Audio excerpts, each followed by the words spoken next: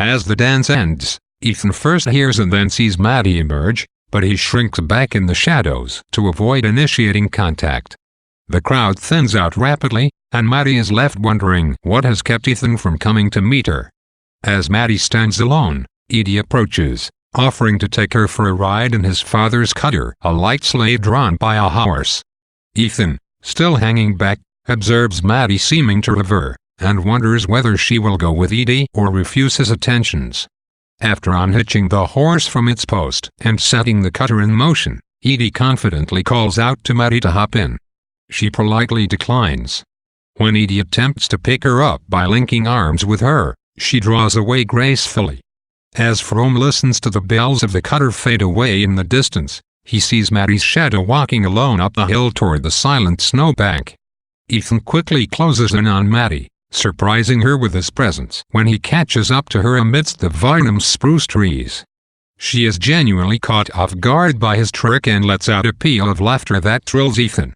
They link arms together and look at the coasting hill, where people go sledding.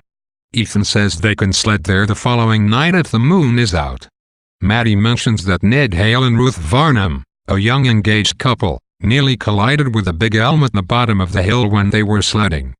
We were all sure they were killed, she says with a shudder.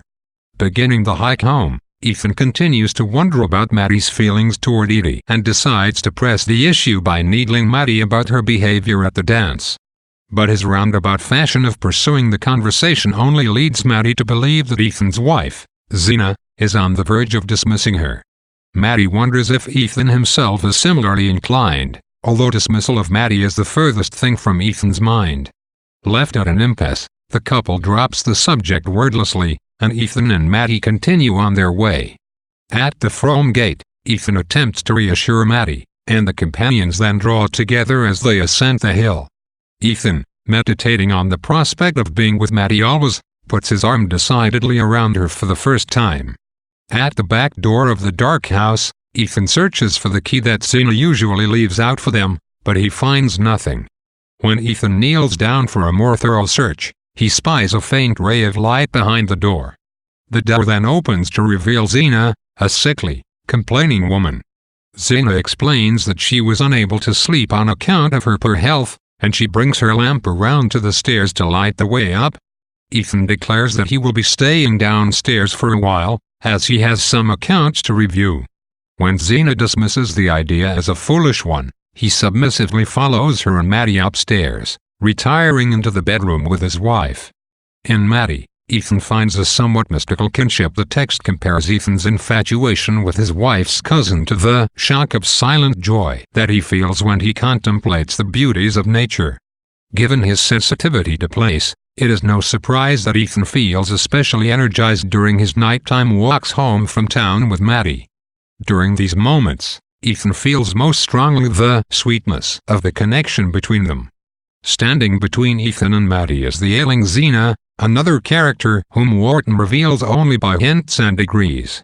An early passage describes Zena as having sharp and suspicious eyes, and although the conversation that Ethan remembers as he stands outside the church, summarized in the previous section, seems harmless, Zena's words resonate with hidden insight.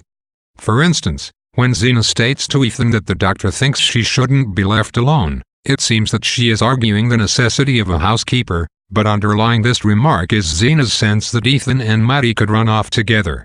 Just when we are sure that Zena's sole concern is the possibility of Maddie leaving, she makes a caustic remark about the fact that since Maddie's arrival, Ethan has taken to shaving every day. This remark also seems to belie Zena's well-founded suspicion of an intrigue between her husband and her cousin, as does her evening vigil,